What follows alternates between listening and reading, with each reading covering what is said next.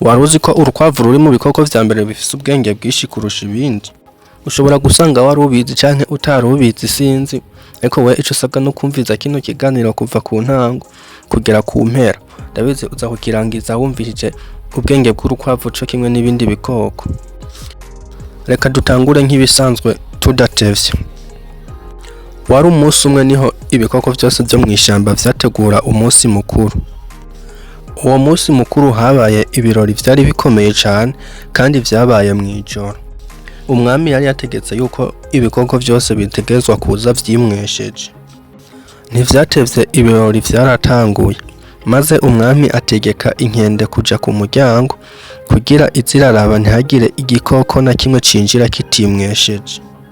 Maze ya nkende yaragiye ibikora nk'uko umwami ayibwiye ija ku muryango.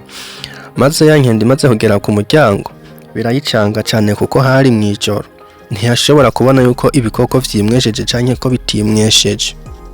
Mu bisanzwe kubera itabibona neza yakikora akazi ko kuzira kabakaba, ikazira korakora ku mutwe yumviriza ko hariko umushatsi canke ko atawuriko. Igikoko ca mbere catanguye kuhashika yari imbwa. Ya nkende maze irakorakora ku mutwe yumva hariko umushatsi, irangije irayibwira ati we subira inyuma kuko itegeko ry'umwami wawe waje utarikurikije.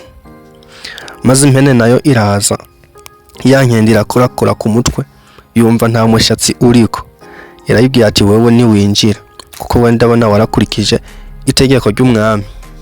N'intama nayo nyene yari yaje yimwesheje yarinjiye, inzoka isubira inyuma kuko ntiyari yiji yimwesheje. N'igikona caje cimwesheje carinjiye, ingwe nayo irakurikira ntiyari yaje yimwesheje yasubiye inyuma. Guco icaje cimwesheje carinjira, ikitimwesheje naco nticinjira. Maze urukwavu nagwo rushikiriwe ruti ati jewe kubera inzu ubwenge bwinshi sinimwesha, ariko ndazi amayeri nza gukoresha ku buryo je nza kwinjira. Rwaraje nyene nk'ibisanzwe rugera imbere ya ya nkende. Rukimara kuhagera rwahise rushinga umutwe hasi, maze inyo ija hejuru. Kuko rutari rwimwesheje, inyo yaciye ija hejuru kuko ata mushatsi wari uriko, umutwe nawo uriko umushatsi ucuja hasi.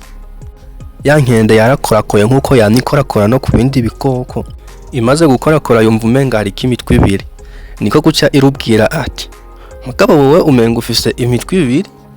Urukwavu nagwo rwiraguye ruvuga ati wapi mugenzi, ahubwo ni kubera ejo nibomye ku ruhome naciye mvyimba ku mutwe. Ya nkende nayo ati pore kabisa, ati ndabizi kwiboma ku ruhome biba bibabaza cane, ati na cane ko waciye uvyimba, ati reka ndeke wosanga n'ubu ndiko ndagutoneka.